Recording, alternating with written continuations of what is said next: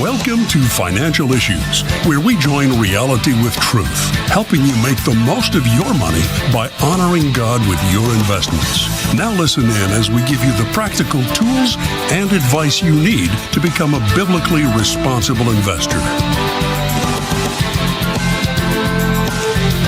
Good morning. Welcome to Financial Issues. We're so glad that you tuned in today, especially if you're listening on one of our new CSN stations. Welcome to the Financial Issues family. If you're tuning in for the first time, we want you to know that Financial Issues is a ministry, and we help educate people about financial issues from a biblical worldview. So we talk about things that are happening in the markets and the economy and help you filter that through the lens of biblical stewardship. We also, if you want to go deeper with us and become a partner, you can pay $132 a year. You'll get access to our biblically responsible investment strategy, where we give you the tools that you need to be your own portfolio manager so that you can defund darkness. You can screen out the companies who are using shareholder dollars to promote ungodly agendas. So you can clean up your portfolio with us. You can take over the management of your portfolio and honor God. The whole intent there is to honor God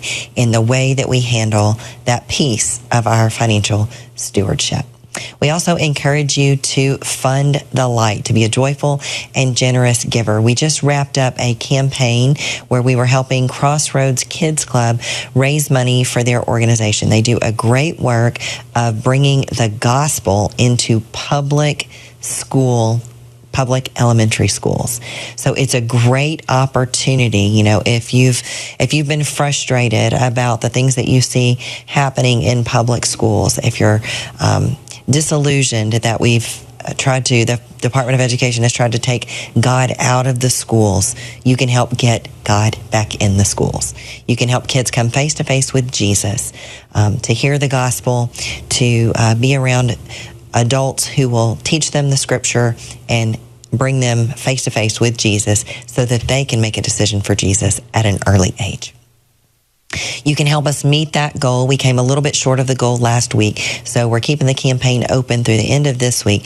Just go to financialissues.org. You'll see the banner there. You can read all about the Kids Club, and you may be able to find out that you have a local chapter of a Crossroads Kids Club in your community, and you can go and help and check it out on your own. You can also find the information at reachOurschools.com or .org, is it? You know, Seth? Sam? I believe it's .org, but I'd have to double check on that. So if it doesn't work, go to our website, financialissues.com, and then, .org. We're all over the place. I know it, right? So Financial Issues, and you can find the banner to give there.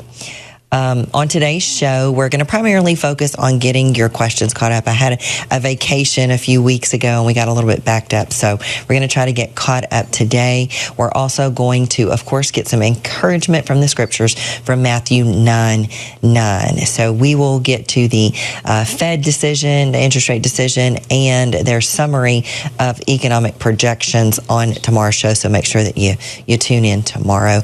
And we also have a conference call today.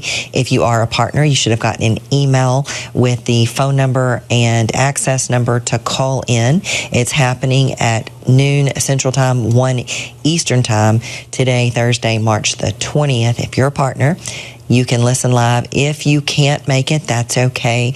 We will get the conference call posted to the partner side of the website, and it will be up for a little while. So if you can't listen live, you can always go back and listen. All right, Sam. Seth's still out on paternity leave. They did welcome a new little Udinsky into the world, and so we're celebrating with them. But Sam, let's get to some of those questions. Got some big shoes to fill here, Shana. By the way, it's reachOurschools.com, in case you were wondering. Yeah. Yep. But you're right, we do have some questions here, so let's get to it. We'll start with one from Rumble, where they want to know, is now a good time for credit union CDs? What do you think, Shana? Yeah, so I think any time can be a good time for CDs, depending on what your investment goals are. So if you're if you have a short-term time horizon, if it's money that you're going to need to spend in the next, 3 to 5 years, I probably wouldn't consider anything except CDs.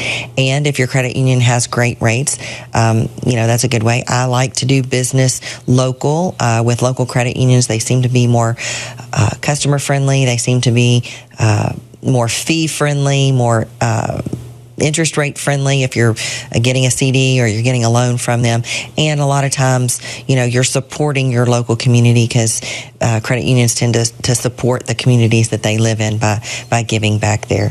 So I do like that idea. Now, if you're using CDs for fixed income, I would say that that's an okay part of a fixed income strategy. It is something that is on our buy list. So depending on, you want to compare the rates that you can get on CDs with the rates of other things that might be on the buy list. So I wouldn't use CDs to fill out the whole fixed income part of the portfolio if you're following our strategy, but you could certainly use it to do a part of it.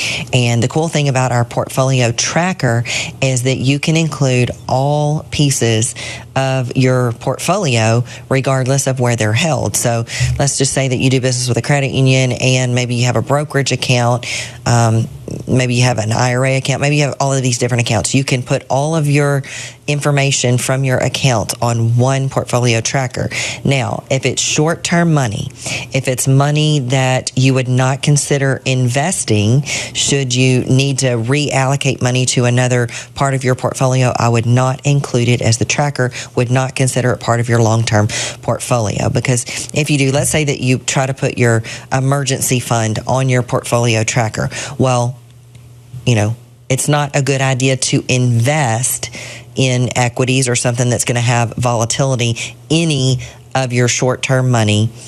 Because of that reason, you may be forced to sell it when you do need it, or you want to spend it suddenly, and you could be forced to sell it when it's down. So you don't want to consider that part of your portfolio, because the things on your tracker, what the tracker does for you, it's a great asset allocation tool, and it's going to show you where you're overweighted and where you're underweighted. So if it's time to rebalance your portfolio, if you have your emergency fund in there, and let's say that skews your overall fixed income, let's say that it puts 50% of your portfolio into fixed income, then the logical thing to do is to get rid of some of your fixed income and move it to the places where you're underweighted. Maybe you're underweighted in technology or healthcare or energy. But if you think, well, no, I'm not going to sell any of that's short-term money, then that's the reason why you don't put it on there, because you don't want it to skew your output. All right, very good. I'm going to try to summarize Lindy's question here as we're coming up on a break pretty quickly. But she says she has a question about her kids. They have a decent start on their savings, but she would like to invest for them. She'd like to set up something for, say, a college or for a house in the future. They are 8, 10, and 12 right now. She says they're homeschooled. They have good financial habits. They work very hard. They have good saving habits as well. But she'd like to get them in the market somehow, and she's not sure where to start. Something perhaps a bit more cautious, she says. Okay, man, that's great. I love to hear those kind of things, that you're stewarding your children well, that you're teaching them good, solid financial principles. And she gives a lot more detail there. And so I just want to congratulate you, Lindy. Yeah, some of the jobs they're working are quite impressive. It is. I see horse breeding in there. That's great. Yeah, that's neat. And they've all managed to accumulate a good bit of savings. And so kids are 8, 10, and 12. I would say that the time horizon is long right now for college or for a house in the future. So I would say that it would be a good idea, if you're wanting to get some growth, to maybe venture some of that money into the market. Now, any money, and you'll do this on an ongoing basis. As that 12-year-old gets 5 years down the road, they're going to be approaching college. So you're going to want to move more of their funds into lower volatility, fixed income, cash kind of positions, the closer they get to spending that money. But I would consider the risk, you mentioned a low risk and the time horizon. So if you have an appetite for risk for some of the money, and you do have a long-term time horizon, it seems like on all three of them, maybe take a look at ETF number 1 or 2. If you're a partner, you can just go to the buy list on the ETFs, and you can see what number 1 or 2 are. The reason I suggest these is because they are diversified in and of themselves. So if you own, let's just say ETF number 2, just by owning that one position, you're going to have ownership representation in 100 different companies. If you own ETF number 1, it's going to be closer to 300. So it's a good way to start small, be diversified, have one holding, keep it simple. And I think that's a good start. For any money that you're going to need to spend in the next 3 to 5 years, I would certainly think hard about keeping it in cash or CDs. All right, folks, we're coming up on a break, but stick around. We've got more financial issues to come right after this.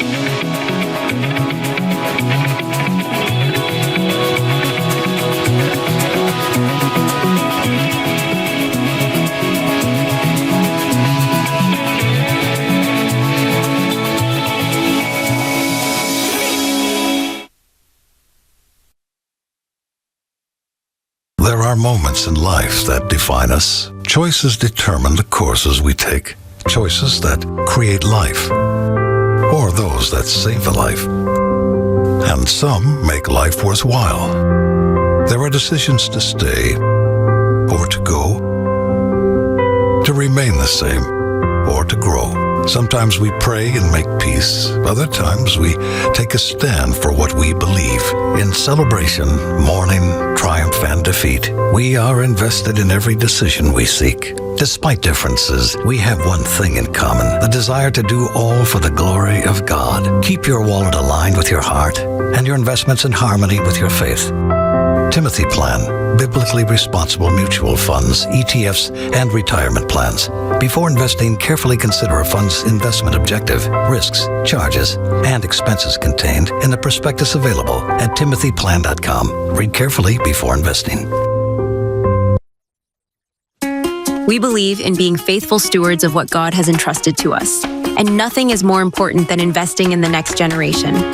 The most impactful way to do this is by sharing the message of Jesus with young people.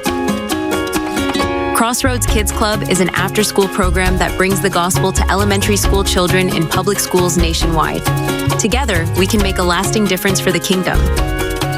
To learn more and join the movement, visit reachOurschools.com. Again, that's reachOurschools.com. Through the ministry of Preborn, the Financial Issues family has saved tens of thousands of lives of babies. What an amazing job that God has done through you, the Financial Issues family. Would you join us in saving the lives of babies? What an amazing reunion we will have in glory, meeting all the people that we have saved. Please go to preborn.org, that is preborn.org, or financialissues.org, and click on the Preborn banner.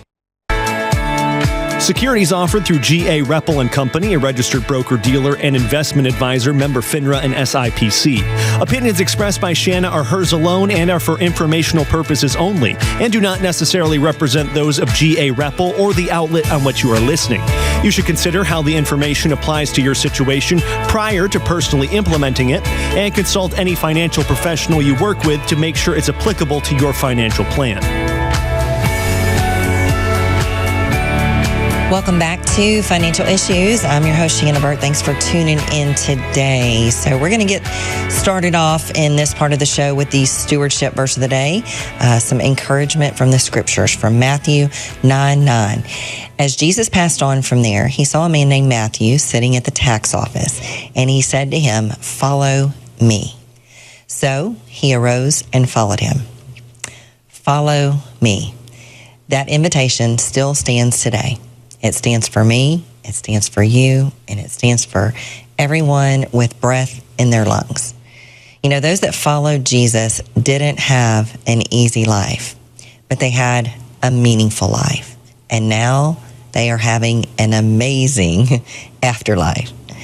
So, in fact, for Matthew, the tax collector who decided to follow Jesus, he left a life of luxury to follow a man who had little to no material possessions. In Jesus' own words, he didn't even have a place to lay his head. So God sent Jesus to save us from our sins. That was the major work of Jesus. But he also came to show us how to do life in the flesh. I'm pretty sure that Jesus never had a portfolio that he had to manage, but if he did, I'm sure that he would have used biblical principles to manage it.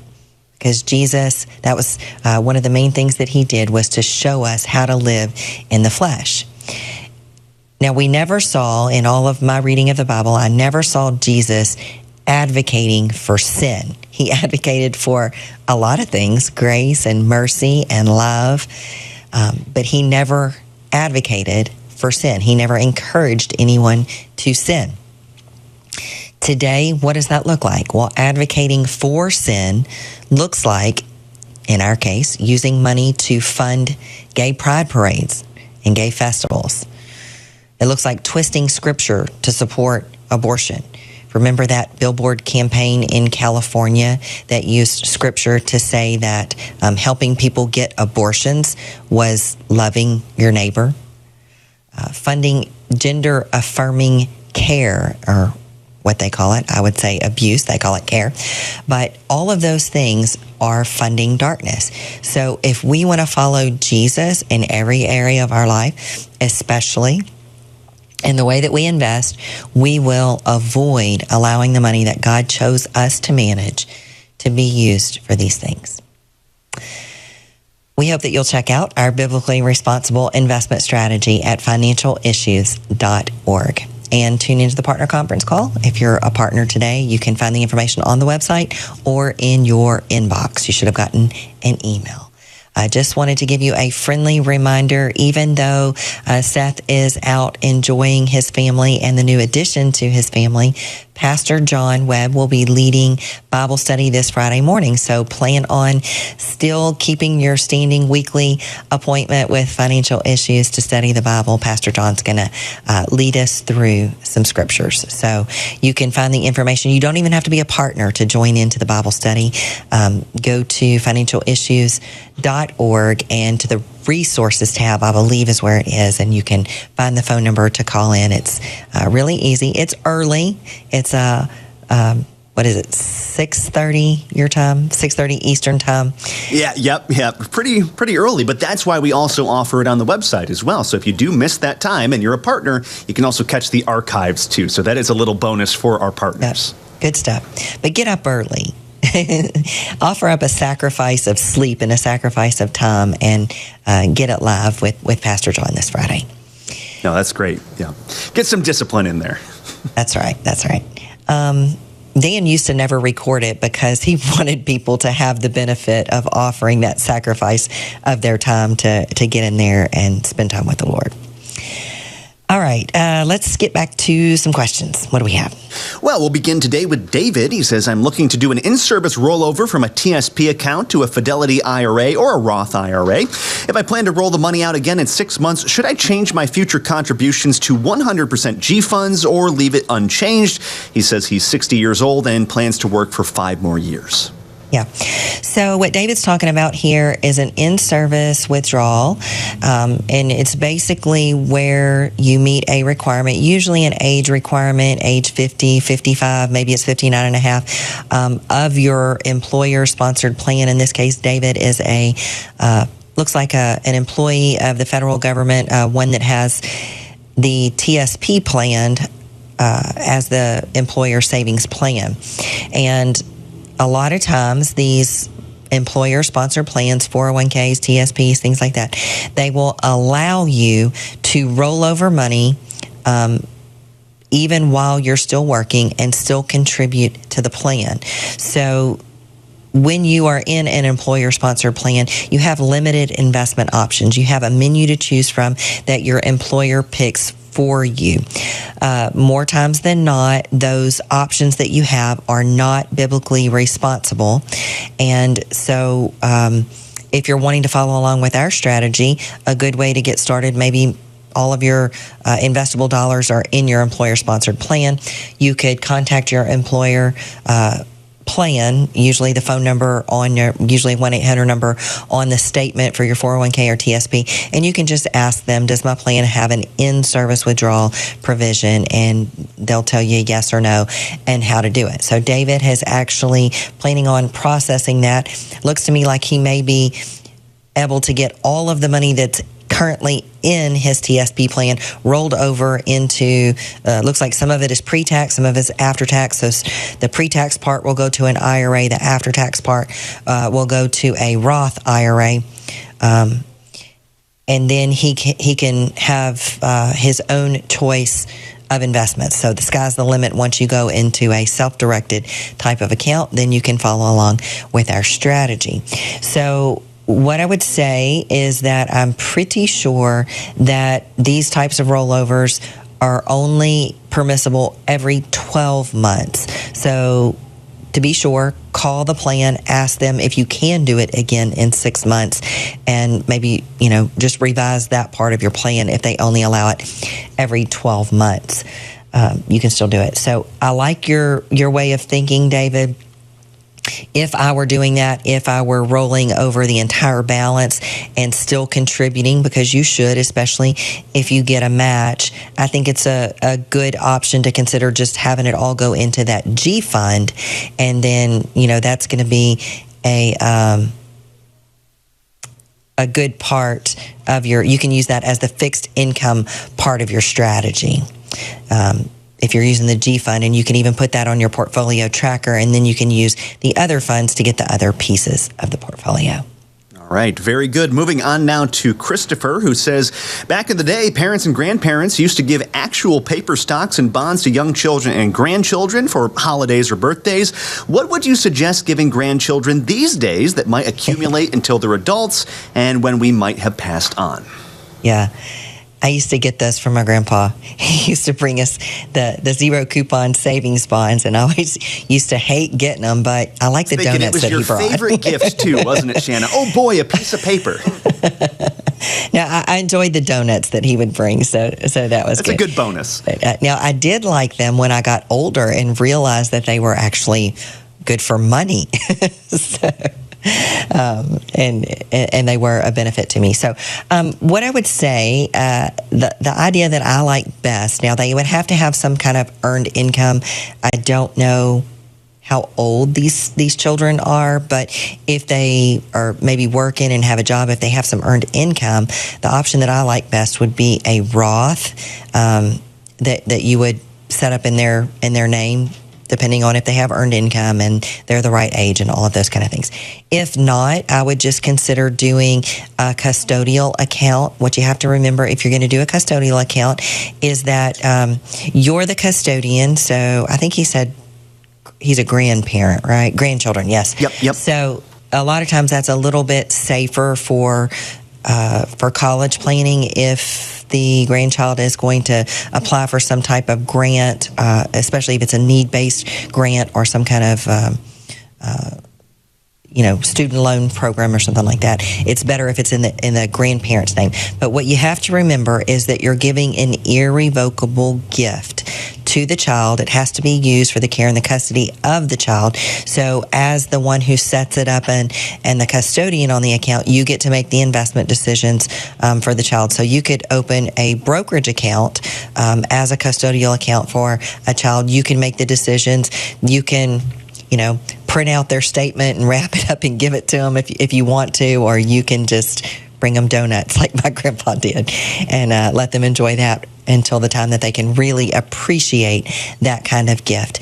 And again, because it is a custodial, the child is the owner of the account, they will be able to take ownership of that account when they reach the age of majority, whatever that is, according to your state laws. So all they have to do at that time, they don't have to have your permission to cash it out or change the investments or do whatever at that time. They just have to get the account changed over into their name with the proper documentation. So but what I'm hearing, Shana, is no matter what you do, make sure to bring the donuts. Bring the donuts, yes.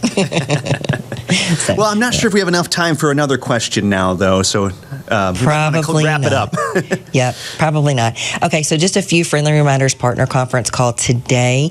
If you're working on your portfolio tracker, we encourage you to get whatever you need to have done by the end of the week. Also, take a screenshot or print out the things that you have on your portfolio tracker, because we're getting the new website next week. Yay! So on Wednesday, I think is going to be the rollout of the new website. Monday and Tuesday, there will be some downtime. So make sure that you prepare accordingly. We've tried to give you plenty of notice. We've sent out emails. There is a second email that you should have gotten about that. There's FAQs, frequently asked questions, all about that. So we're trying to do a really good job of preparing you, and we think that you're going to be so excited to see the new changes. And, of course, make sure you tune in tomorrow morning for Bible study. It's still going on. Even though Seth is out on paternity leave, you'll really enjoy Pastor John if you've never. He's filled in for Seth before, and he does a great job. So make sure that you tune in for that.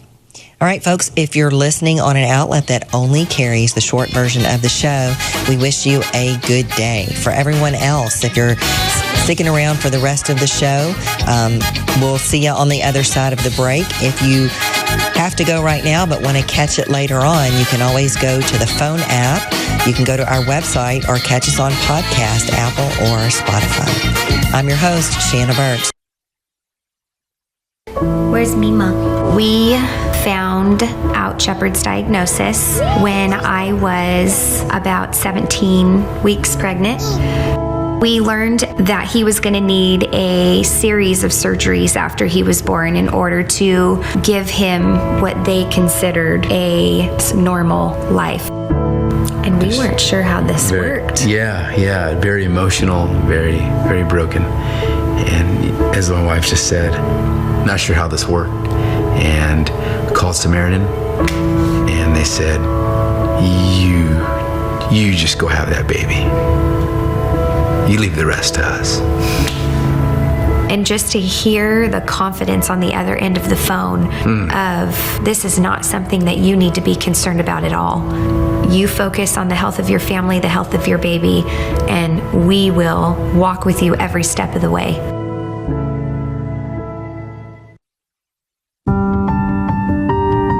When a woman comes into a center, she's being pressured from her family, from her friends, by her circumstances, by the rhetoric of the culture to believe that this is a quick and easy way out. If a woman sees her baby on ultrasound, it doubles the likelihood that she'll choose life. And on top of that, we share the gospel of Jesus Christ with her. This is why you should support preborn. The donations that you give actually make a difference.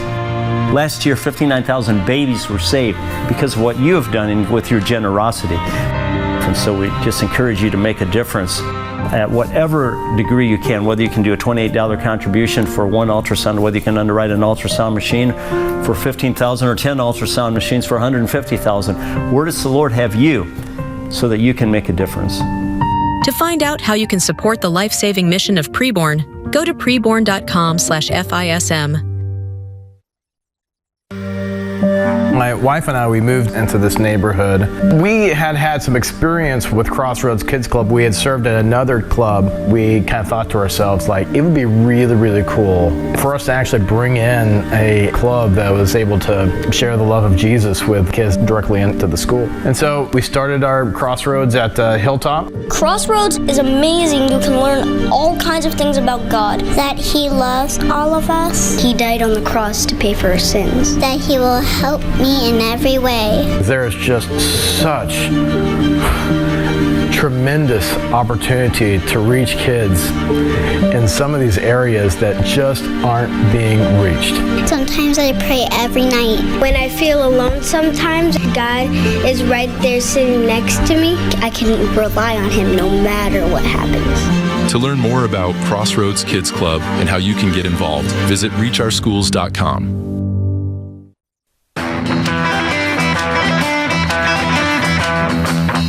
Hey, folks, welcome back to Financial Issues. It's good to be here with you today. I've got Sam Case with me over in the control room, and we're excited to be able to give you some insight today on an interesting topic that comes up often on our show, I think, Sam, from time to time at least. It's the question of, should I use a financial advisor?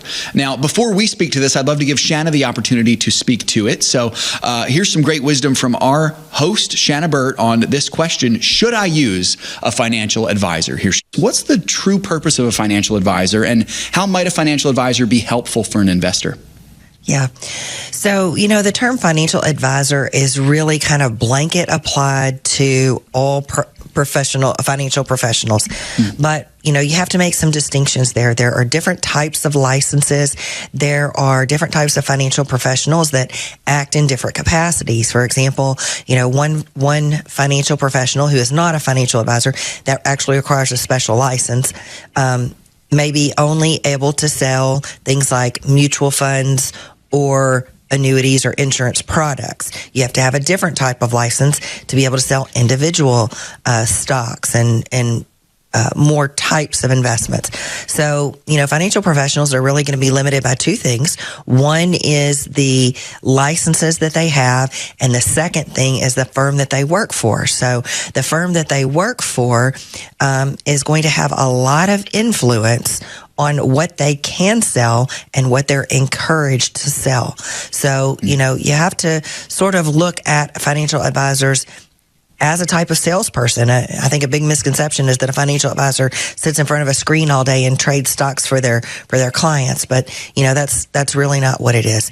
A financial advisor can provide helpful insight on different topics. Managing money, you can hire someone just to manage a portfolio for you. You could also hire someone to give you financial advice, like, of all of these sources of income. If I'm going to be retiring, I have Social Security, I might have a pension, I've got some IRA, I've got some other money saved. What do I use first? How do I draw those things down? And, how do I do it in the most tax efficient way? What about estate planning? How do I transition assets to the next generation? Or, what's the best way to fund the kingdom if that's one of my goals? So financial professionals can be very helpful in a lot of instances. Yeah, good. And you had sort of gotten to this a little bit, Shana, with the institution that governs these financial professionals. But talk just for a moment about, the potential of any downsides with using an investor. What could we be on the lookout for? Well, just like anything else, if you're going to go to seek advice, you want to consider the source. Where does their wisdom come from? Does their wisdom come from the world? Were they trained in college? Were they trained by liberal Wall Street? What kind of worldview do they ascribe to? Or are they Christian? Is their wisdom found in the scriptures with God as the source?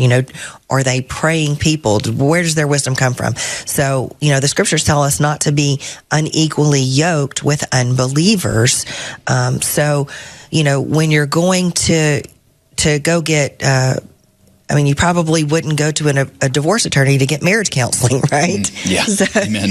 You have to be careful. Sorry, I'm sorry, that slipped out. Right.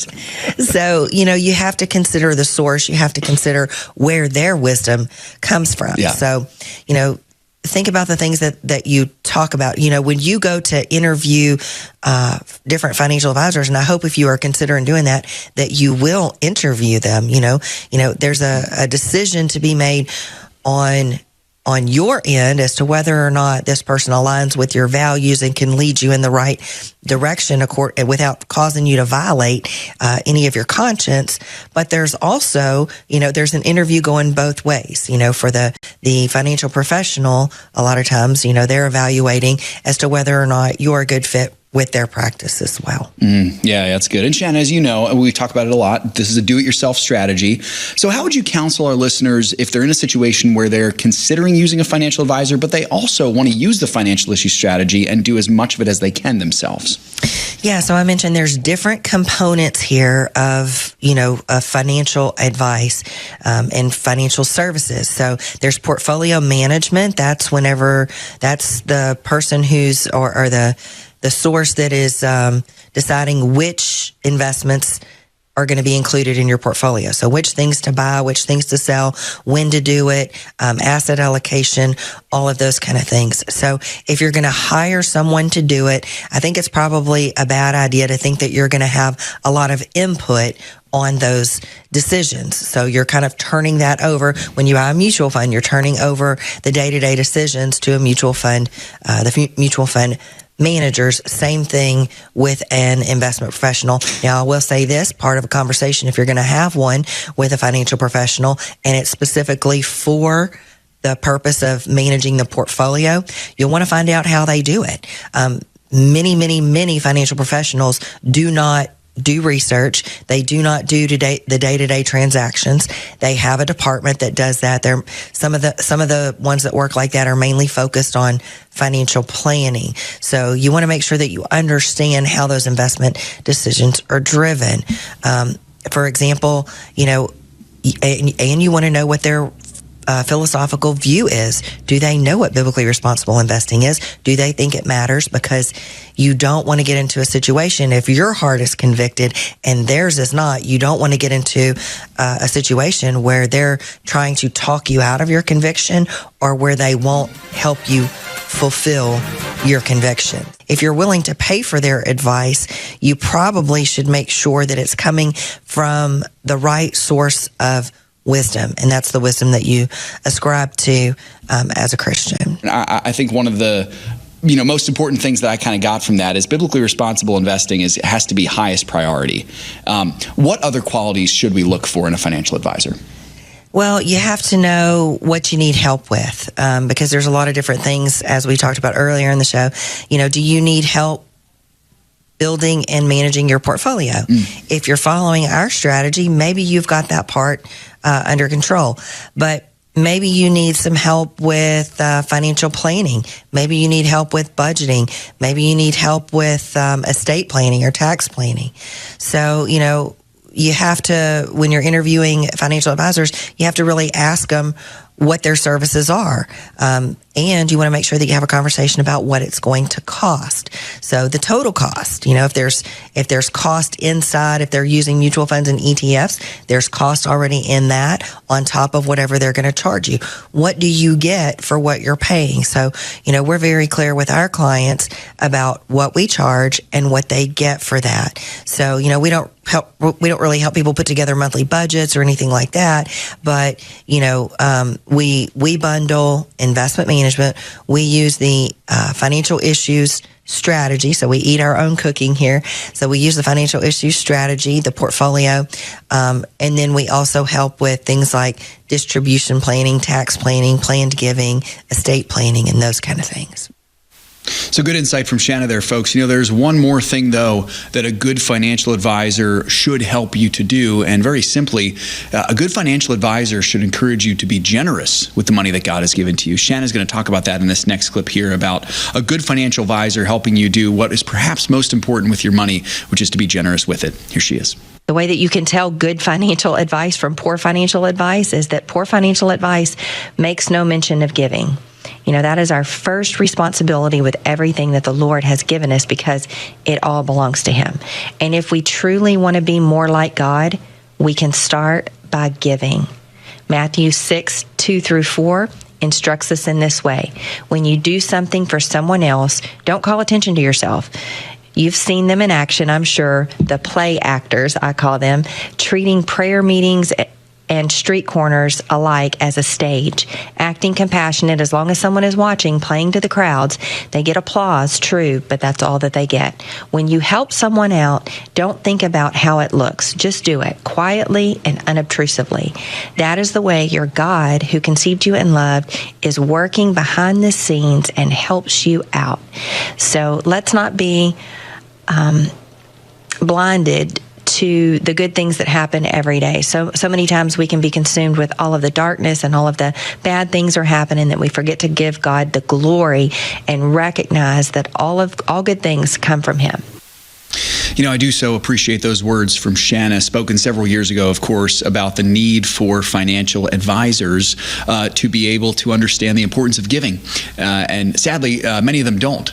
And so that's part of the reason why you really need to have a good conscience, and also, I think, having high standards if you're going to ask someone for help with this. Now, of course, that leads to the question, should you ask? And in the next segment, we're going to talk a little bit more about that very question, if it's right even to ask for a financial advisor, or if perhaps you have the ability within you to do it yourself. Obviously, we have an opinion here at the ministry, which we'll share with you on the other side of this break here. Folks, if you are watching the show on any of the outlets that we watch, make sure to say hello.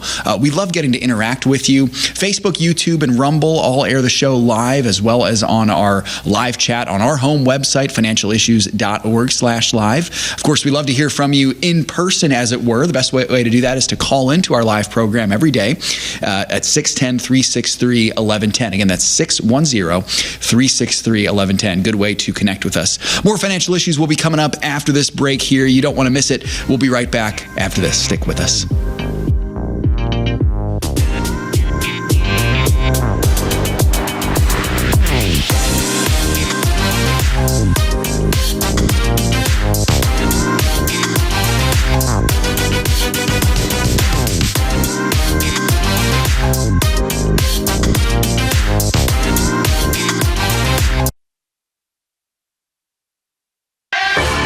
It's up to us to stand up and say, enough is enough. All of this unbiblical stuff that's going on, whether it's abortion or transsexual or LGBTQ, widespread pornography, human trafficking. Bottom line, it's still up to us. If we stop investing in these corporations that are trying to destroy us, sooner or later they're going to wake up. To learn more about biblically responsible mutual funds and ETFs, go to timothyplan.com.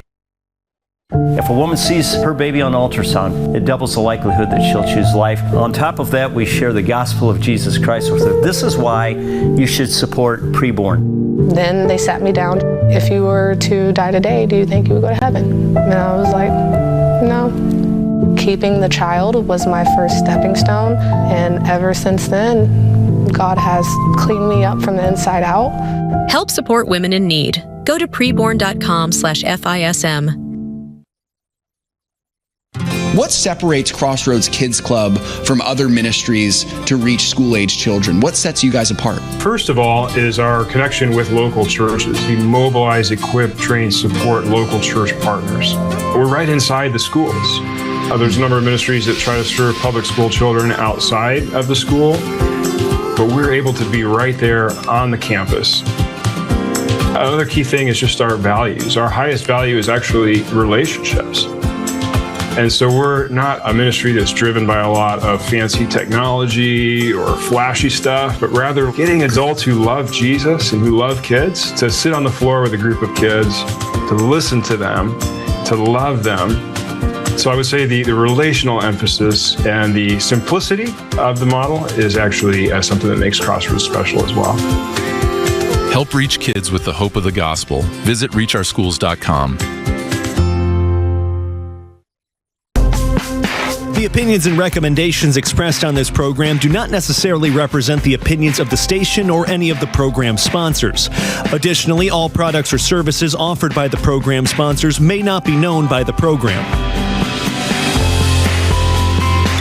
Folks, we're talking about having a financial advisor that might encourage you to be generous with the money that you've been given. Of course, one of the places that we would urge you to consider being generous with that money is the ministry of Preborn. We love our friends at Preborn. We've been partnered with them almost a decade now and just continuing strong with them. Preborn is doing some great work in saving babies and saving the eternal lives of mothers. Of course, it's Christ who does the saving work. Preborn is the instrument, the chosen instrument that is being used to save thousands of mothers and fathers, saving them from their sins, and of course also saving babies from the horrors of abortion. Check them out at preborn.com. I'd encourage you to do that. One more clip here. Shana gives some great insight with a caller on the question of becoming a financial advisor. We've had callers before who have wondered if maybe I should consider following this calling of becoming a financial advisor. Some good insight here from Shana, who has some experience there. Here she is. My question is about, I'm looking at possibly retiring from one job and moving into a second career. And I would like to be able to help families through the SFIM, program, and kind of that thing to help families that way. And what would your recommendation be as far as education, licenses? I know Dan always said he gave up his licenses to be able to speak freely about this thing, and I know that you maintain private practice, and so you have to be careful about some of the things you say on the air. Mm-hmm. So are you asking about how to become a financial advisor, or? What would your recommendation be as far as trying to maybe go into this field, become a financial advisor in private practice and advise families that way, or do it some other way through the church? Well, if you decide to do it through the church, I mean, you could, start your own little group at the church and maybe use a lot of resources from this ministry.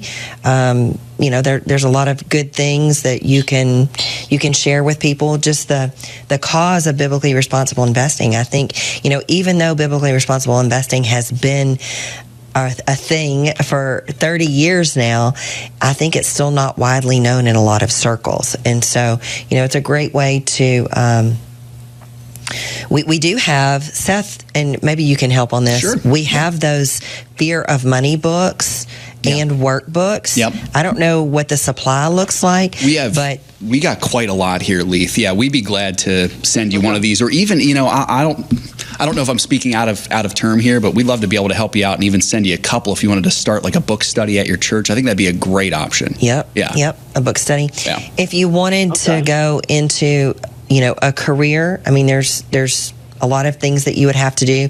Building a business is a really tough thing. I know, because I've done it for a long time. So, you do have to get licenses in order to do that. And then I think the biggest challenge that you're going to have is trying to find a firm that you can work with that's going to allow you the freedom to act on your biblically responsible convictions. Thank you for that. Thank you for what you do, and being able to do the main, keeping your private practice and helping people in that way. It's a tough balance. I've been a member about 5 years, and I got convicted and swapped all my stuff over, and so it's they even had an opportunity to start into a new plan, and my only option was basically put it in the money market, because I wouldn't do the mutual funds and knew that they supported things that we didn't believe in. Yeah. Good stuff. Well, absolutely. Kudos to you for sticking to your convictions. And, sometimes, I hate to say it like this, sometimes all we can do is pray about it. That's the thing that we should be doing first and foremost. But, I can testify to the fact that if we go to God with the desires of our heart, He opens doors for us, and He gives us favor, and He gives us a path into doing what our heart's desire is, especially when it's involves honoring Him. So, folks, hope that could be encouraging to you there. Shana's great wisdom, of course, from her experience also. Speaking to the good uses of a financial advisor, I think it's really important for us to just talk about this idea here, that there is a vital consideration you need to make when choosing a financial advisor. And Sam, I'd love to hear your thoughts on this as well. Our strategy that we offer here, I can't stress this enough, this is a do-it-yourself strategy. This is a do-it-yourself strategy. What does that mean? It means that you do not need a degree in finance to do this. You don't even need you don't even need a high school diploma to be able to do this. If you have common sense, if you have a desire to honor God with your money, and if you have a willingness to be able to invest for the long term, and you have some money that you can invest. And I do say some money, I use that term very liberally. It could be a very little bit, it could be a lot. Then we believe that you have everything you need to be able to invest well with the financial issue strategy. Notice what I didn't say there. I did not say that you need a financial advisor. I didn't say that. A financial advisor can be a very good thing, but you do not need a financial expert to be able to do this well. We've said this from the very beginning, folks. Our founder, Dan Celia, used to say this. In fact, I'm quoting him word for word. If you are looking for the person who you should trust most with your money, that person is you. You are the one who is best equipped to be the financial advisor of your portfolio. And our strategy gives you the tools to be able to do that well. So I want to encourage you with that from the bottom of my heart. You have, as a partner, you have the access to Shana through the Ask Shana portal, through conference calls. You also get all of the asset allocation model options, and of course the portfolio tracker and the choices of stock lists that we offer. With all those things, we believe you don't need a financial advisor. In the same way, think about this way. As a parent, if you're a parent, you don't need a parental advisor to parent your kids. You actually have everything you need to do it on your own. You don't need a professional to come in and help you. It's the same idea. You have what it takes to do it well. So before you ever even consider using a financial advisor, I would urge you, try it yourself first. Try it yourself if you can, with the help of Shana, with the help of the Financial Issues team, with all the options that we offer in the strategy. Try it yourself. That'd be a good first step for you. And I imagine you might find, you know what, I can do this on my own.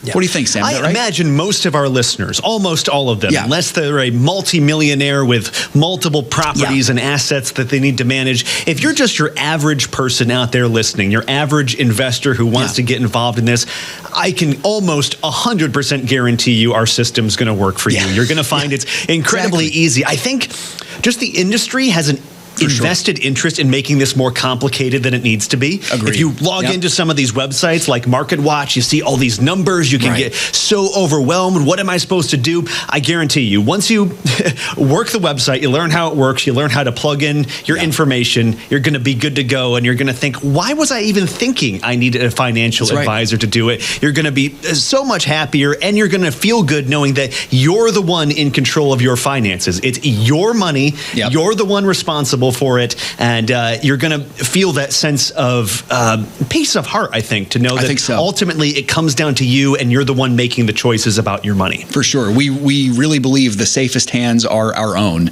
and you as your own financial advisor, and you might not be a certified financial advisor. You might be an average guy who works in sales, or you might be a stay-at-home mom who's trying to invest a little bit. The safest hands are your own. If you're convicted, if you have that conviction to honor God, be biblically responsible, do it. Try it yourself first. Sam, thank you for that. I agree completely. Now, if you've done that, let's say you have tried it, or you're one of those people who can honestly say, I hear what you're saying, Seth. I understand it. I appreciate it. I would just feel more comfortable having a financial advisor. I would just feel more comfortable. I've got the money to pay someone to help me. It would just make me feel a lot better to do that. That's fine. You can certainly use our strategy and also have a financial advisor to help you. But let me give you a few questions to ask. Qualifications for this person. And Shana talked about this a little bit in her clip. Make sure your advisor, number one, I would say it'd be good that this person is a Christian. I think there's a certain level of needing to be yoked in the same way. You know, that verse, do not be unequally yoked. We mainly apply it to marriage, but I think it can apply to this as well, that if you're unequally yoked with your financial advisor, that could lead to some headaches. It really could. And let's say maybe this person even is a Christian, but they don't do biblically responsible investing. That could be a problem there also, a big problem.